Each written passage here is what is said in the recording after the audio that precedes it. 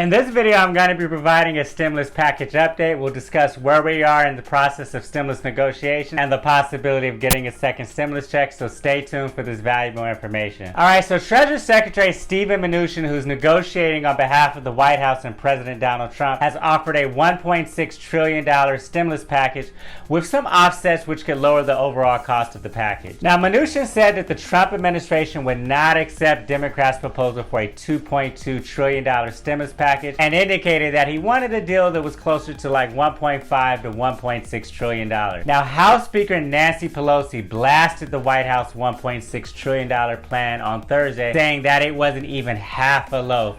What they're offering is the heel of the loaf. Alright guys, so one major area of disagreement between Democrats and the Trump administration is the child tax credit.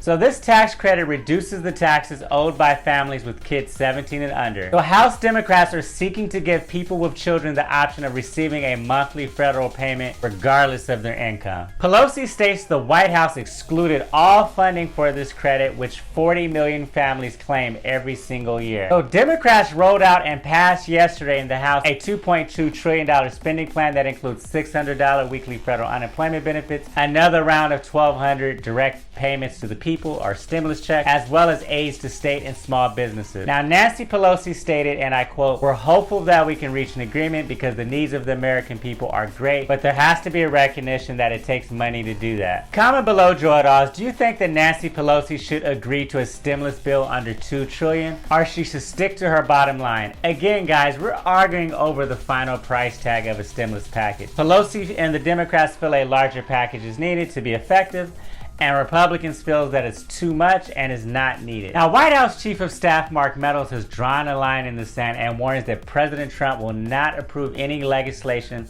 that approaches the $2 trillion threshold. Pelosi said that the administration is still far short on aid to state and local governments and in some other areas. She stated that some of you asked, isn't something better than nothing? And she responded no, citing the opportunity cost for provisions sought by Democrats but potentially lost in any rush to an agreement. Alright guys, so I'm going to run through some of the key elements of the White House $1.6 trillion spending bill. So the proposal allows for the following: $300 billion for another round of $1,200 direct payments to taxpayers and $500 for dependents, $300 billion for $400 weekly federal unemployment benefit, $250 billion for aid to state and local governments, $175 billion in health spending, which goes towards virus testing and contact tracing, $160 billion for small business aid through the Paycheck Protection Program, $150 billion for education as well as aiding in school reopening, $100 billion for restaurants in dire financial need. Our restaurant industry needs assistance great, so I thought that that was a good add. Now, Democrats and the Trump administration do agree on stimulus checks in the next package, which is a great thing, and they do agree on providing money to help small businesses and schools. So these are areas that they agree on. Now, one major difference is the amount or the benefits being provided for unemployment benefits. The Republicans and the White House administration are seeking to implement a federal unemployment benefit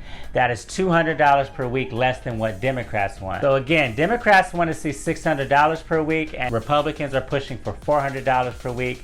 And they are also providing less in federal aid to state and local cities. Alright guys, in terms of the federal unemployment benefits, through an executive order in August, President Donald Trump implemented a lost wages assistance program, which drew $44 billion in disaster relief funding from FEMA, also known as the Federal Emergency Management Agency, to cover $300 in federal supplemental unemployment benefits to states. Now, this federal money is running out, although FEMA guaranteed 6 weeks of funding to approved states through September 5th. Now, truth is, Joe, that even if Pelosi and Mnuchin were able to reach a tentative agreement on a top line spending level, there are dozens of details that still need to be worked out, and that in itself is a very difficult challenge. For example, guys, Senate Majority Leader Mitch McConnell is insisting on some type of liability shield protection for businesses and schools, fearing that virus-related lawsuits can spike after many businesses reopen their doors, so he's demanding that this be a part of the next stimulus package. Now, many economists have urged Congress to approve another relief package to keep people and businesses afloat during this difficult time, as well as preventing the economy from getting worse. However, the prospects of a Supreme Court nomination battle in the upcoming weeks has really complicated this entire process, as the politicians are wrestling with competing interests. So guys, that is where we are currently on the status of a second stimulus package as well as a second stimulus check.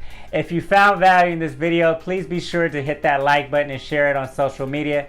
It goes a very long way in helping to support and grow the channel. Don't forget to subscribe and turn on that notification bell, as I'm posting valuable new content at least twice a week. Thanks again for watching, and I'll see you in the next video.